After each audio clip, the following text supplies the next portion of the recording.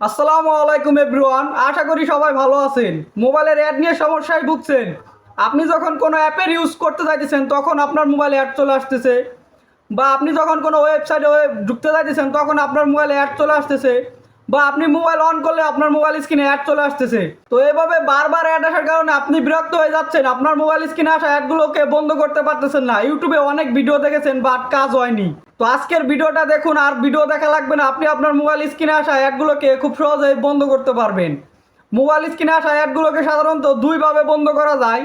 আপনি চাইলে মোবাইলের সেটিং থেকেও বন্ধ করতে পারবেন। এটা হচ্ছে থার্ড পার্টি অ্যাপ্লিকেশন ব্যবহার করে আপনি আপনার মোবাইল স্ক্রিনে আসা অ্যাডগুলোকে বন্ধ করতে পারবেন। তো আজকে আমি দুইটা পদ্ধতি দেখাই দিব আপনি আপনার মোবাইল স্ক্রিনে আসা অ্যাডগুলোকে কিভাবে বন্ধ করবেন।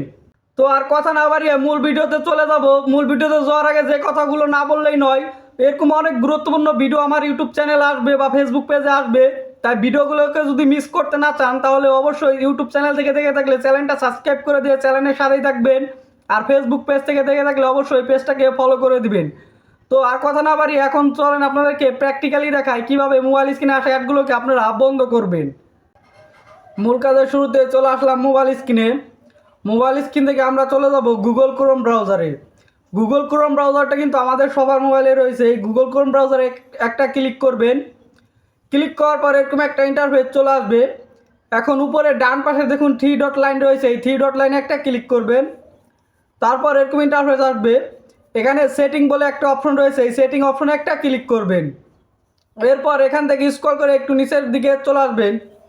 চলে আসার পর এদিকে একটা অপশন পেয়ে যাবেন সাইট সেটিং বলে। তো আমি একটু হাইলাইট করে দেখাই। এখান থেকে এই সাইট সেটিং এই অপশনে একটা ক্লিক করবেন। ক্লিক করার পর এরকম ইন্টারফেস চলে আসবে।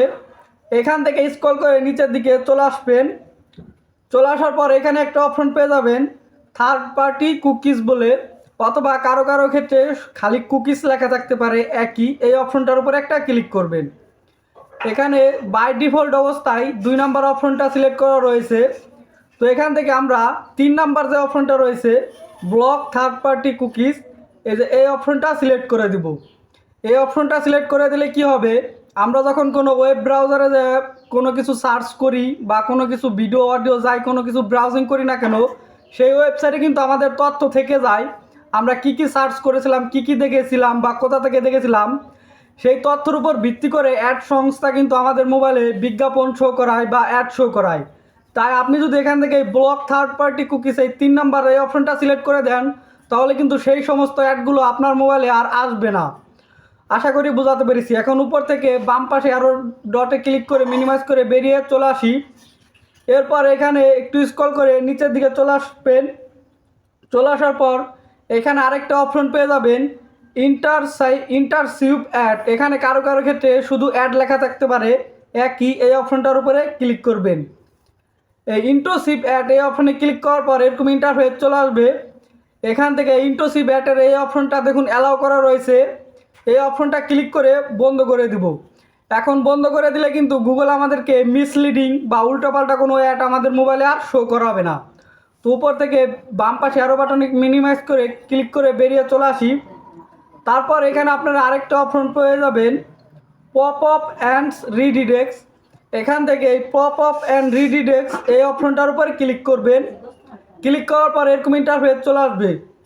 এখান থেকে পপ আপ অ্যান্ড রিডিরেক্টস এই অপশনটা ক্লিক করে অফ করে দিব। এই অপশনটা ক্লিক করে অফ করে দিলে কি হবে, আমরা যখন ওয়েবসাইটে যাই কোনো ওয়েব ব্রাউজিং করি তখন কিন্তু আমাদের মোবাইলে ব্যানার আকারে অ্যাড আসে, বা অনেক সময় অ্যাড চলে আসে মোবাইল স্ক্রিনে। অ্যাডের উপর ক্লিক করলে আমাদের কিন্তু এক ওয়েবসাইট থেকে আরেক ওয়েবসাইটে নিয়ে যায়। তো এই অপশনটা যদি আপনি ক্লিক করে বন্ধ করে দেন তাহলে সেই সমস্ত অ্যাডগুলো আপনার মোবাইল স্ক্রিনে আর দেখাবে না বা আসবে না।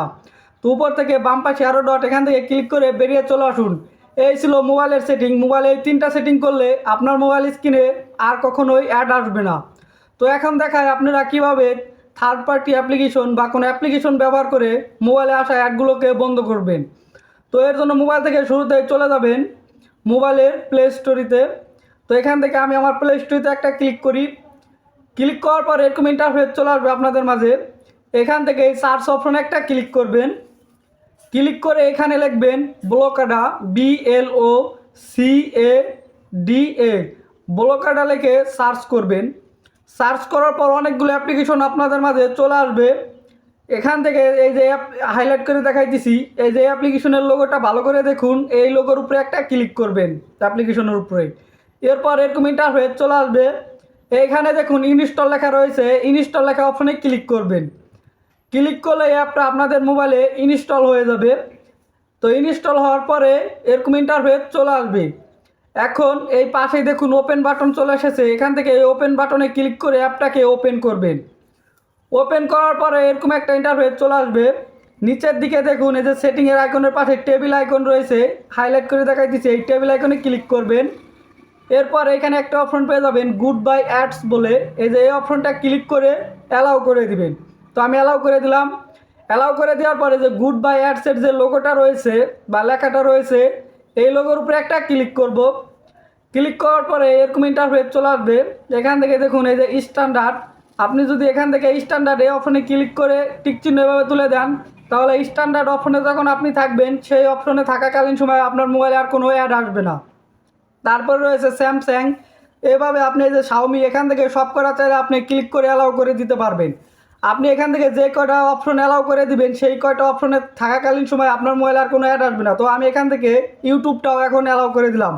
এখন যখন আমি ইউটিউব দেখতে যাব তখন কিন্তু আমার ইউটিউবেও আর কোনো থার্ড পার্টি অ্যাড আসবে না।